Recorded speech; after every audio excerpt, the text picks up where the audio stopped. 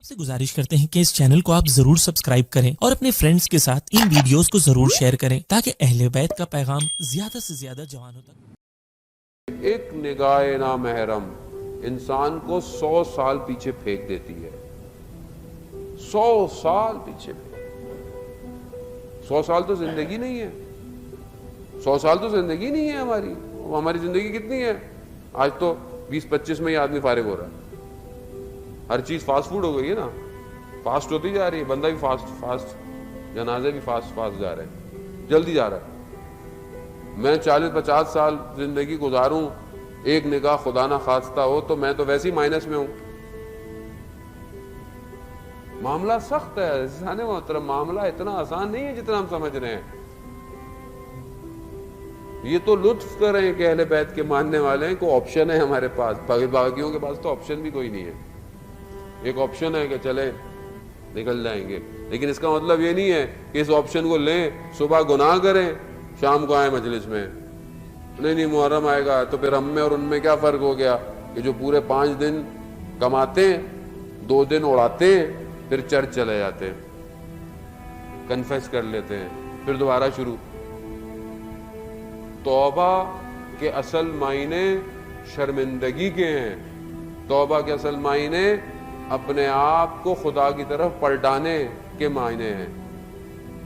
खूब इंसान अंदर से शर्मिंदा हो जब खता करे। आयतुल्लाह काजी तबातबाई रिज़वानुल्लाह ताला अलैह फरमाते हैं कि दिल तुम्हारा खुदा का घर है, इसे किसी और को किराए पर मत दो, इस पर सिर्फ खुदा होना चाहिए। खूब इस घर के अंदर इज़ाने मोहतरम खुदा था, इस घर में इबादत खुदा की है, इस घर के अंदर मनाजात खुदा की है। अब क्या आप देखें कि बीबी कायनात की सैयदा है, मगर जो है वो चक्कियां पीस रही हैं और बच्चे को पाल रही है।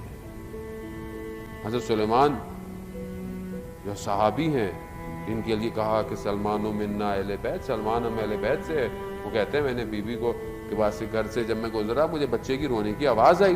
मैंने देखा कि बच्चा गिरिया कर रहा है, लेकिन बीबी काम भी कर रही है, तो मैंने कहा एक काम आप मुझे दे दें। कहा कि आप रसूल खुदा से कहें कि आपको कोई खादिम दे। आपके ये हकीकत है, ये अफसाना नहीं है जाने मोहतरम, कि हाथ इतने हो गए थे कि हाथों से खून आते थे। ये हकीकत है। ये रसूल खुदा की खिदमत में जब बीबी जाती हैं तो रसूल खुदा कहते हैं कि मैं तुम्हें एक ऐसा तोहफा दूंगा जो इससे कहीं ज्यादा बेहतर है। क्या तोहफा दिया? तस्बीह हजरत ज़हरा। अगर गुलाम दे दिया होता तो शायद दे दिया होता, लेकिन आज तस्बीह हम लोगों को मिल गई कि जो वाजिब नमाज के बाद, ताकि बाद में मेरा छठा इमाम इरशाद फरमाता है कि जो तस्बीह पढ़े उसे 1000 रकात का सवाब मिलेगा। 1000 रकात एक तस्बीह। किसी मुश्किल में फंसे इंसान तस्बीह पढ़े। जाने मोहतरम, तो ये तालीमात इस्लामी है कि हम घरों शोहर और बीवी का जो राब्ता है ये इलाही राब्ता है। हम इसको शुरू कैसे करते हैं? ये मौलाना साहब जब खुतबा पढ़ते हैं क्या कहते हैं? निकाह सुन्नती, रसूल खुदा ने फरमाया निकाह जो है वो मेरी सुन्नत है। मन रग़ेबा, जो भी इससे दूर होगा वो मुझसे नहीं है। तो हम ये कहकर सुन्नत करते हैं, इस्लामी तरीके से निकाह होता है, इंसान पढ़ता है, उसके बाद इस्लाम कहीं और चला जाता है, मियाँ बीवी कहीं और चले जाते हैं, इस्लाम वहां से गायब हो जाता है। लेकिन आप घर के अंदर इस्लाम देखें कि शोहर और बीवी का जो राबता है वो इलाही राबता है। अगर एक वाइफ घर के अंदर खुदा की खातिर खड़े होकर कोई भी काम करती है, लेकिन खुदा की खातिर कर रही है, हदीस है उसका हर काम इबादत में शुमार होता है।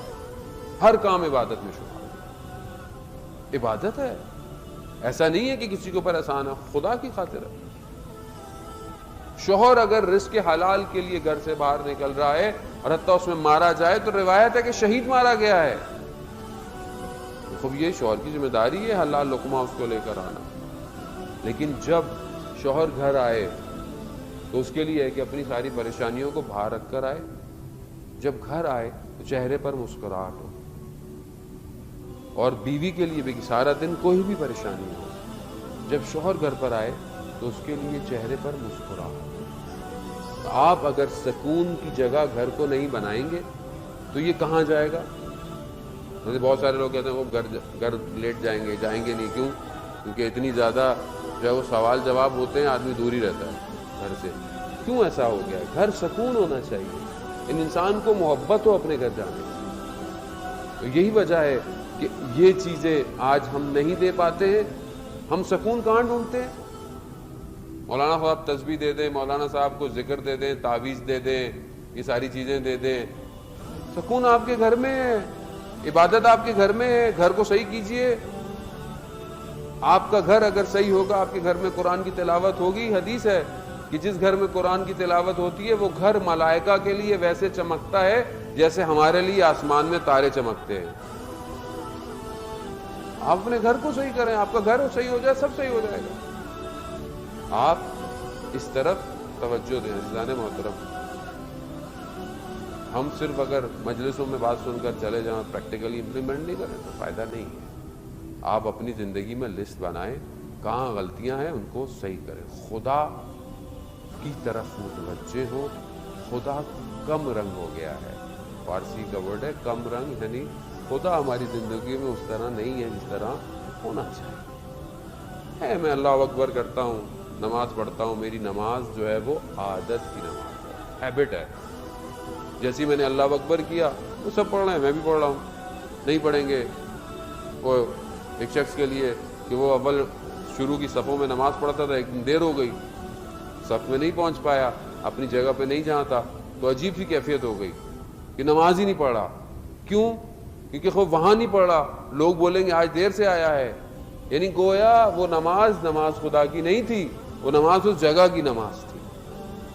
کچھ لوگ ہوتا ہے نا پہلے سے اپنی آگے کی جگہوں میں رکھ دیتے ہیں، بھئی یہاں تو کوئی اور نہیں بیٹھے گا، وہ مسجد ہے، اللہ کا گھر ہے، آپ کا گھر تھوڑی ہے۔ آپ آئیں پہلے آپ بیٹھ جائیں، دوسرا بیٹھ جائے، لیکن کچھ لوگوں نے آگے ہی بیٹھنا ہے۔ عزیزان محترم، اصل خدا کے لیے انسان اپنے آپ کو دیکھے۔ یہ بہت ساری چیزیں ہماری زندگی میں جو کٹ ڈاؤن ہو گئی ہیں، یہ ہماری زندگی میں عادت ہو گئی ہے۔ اگر یہ چھوٹ جائے تو آپ کو محسوس ہوگا کہ کیا یہ کام خدا کے لیے تھا؟ جہاں نفس کام کی مخالفت کرے وہیں سمجھ لیں کہ انسان کو۔ آیت اللہ جواد ملکی تبریزی کے جو ملا حسین کلی حمدانی کے شاگرد تھے، کہتے ہیں کہ میرے نفس نے کہا کہ وہ جو شخص طالب علم آتا ہے اس کے جوتوں کو سیدھا کرو، نفس صحیح ہوگا۔ تو نفس کو برا لگا، تو پھر کہا کہ اب اس کے غلام کے بھی جوتے سیدھے کرو تو نفس صحیح ہوگا۔ کیونکہ انسان کا نفس اس کو یہ کام کرنے نہیں دیتا۔ انسان گھر کے اندر کیا ہے، کوئی بات ہو گئی تو میں کیوں اپنی زوجہ سے معافی مانگوں، میں مرد ہوں، میں کیوں معافی مانگوں، اس کی غلطی ہے، اس کو ایسے کرنا چاہیے۔ شیطان آپ کو اکسائے گا اور بھڑکائے گا۔ اگر انسان ایک سوری کہہ دے تو کیا فرق پڑتا ہے؟ انسان اگر تھوڑا سا درگزر کر جائے کیا فرق پڑتا ہے؟ یا سامنے خاتون بھی یہی کہے میں کیوں معافی مانگوں، میری کیوں غلطی ہے؟ اگر یہ مخالفتیں چلتی رہیں، اور وہ وصیت میں حضرت سیدہ کیا کہتی ہیں، اے علی میں نے کبھی مخالفت نہیں کی، کبھی میں خلاف کی بات نہیں کی۔ عزیزان محترم، ہم اپنے گھروں میں ان چیزوں کو شامل کریں کہ جو اہل بیت کے گھروں کے اندر شامل تھیں۔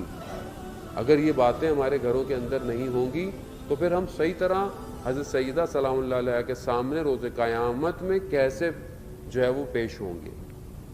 اور جبکہ ان کی خلقت، اہل بیت کی خلقت جو ہے وہ بہت پرانی خلقت ہے نا۔ اصل روایت ہے کہ حضرت آدم علیہ السلام نبی جب خدا نے ان کو بنایا جنت میں حضرت حوا کے ساتھ، تو انہوں نے دیکھا ایک خاتون کو کہ اس نور جو ہے وہ ان سے نکل رہا ہے، سر پہ ایک نور کا تاج ہے، دو گوشوارے ہیں جو نور سے چمک رہے ہیں۔ تو حضرت آدم بہت متوجہ ہوئے کہ یہ کون ہے؟ کہا اے جبرائیل یہ کون سی ہستی ہے؟ کہا یہ آپ کی اولاد میں سے جو رسول آئیں گے یہ ان کی بیٹی ہے۔ کہا یہ مجھ سے پہلے خلق ہوئی ہوئی ہے؟ کہا یہ آپ کی خلقت سے 4000 سال پہلے خدا کے علم وجود میں یہ قائم تھے۔ یہ روایت میں نہیں دیکھا میں نے کہ یہ خلق تھے، بلکہ موجود تھے. کب تھے نہیں پتا. اب یہ 4000 سال کون سے سال ہیں ہم نہیں پتا، کیونکہ ظاہر سورج زمین چاند بعد میں بنے. یہ لائٹ ایئرز تھے. کون سے ایئر تھے؟ گویا یہ خلقت پہلے کی ہے. یہ خدا نے انہیں بشر کے لبادے میں ہماری ہدایت کے لیے بھیجا، اور اگر ہم ان کو اس طرح فالو نہیں کریں تو روز قیامت میں ہم ان کے آگے شرمندہ ہیں.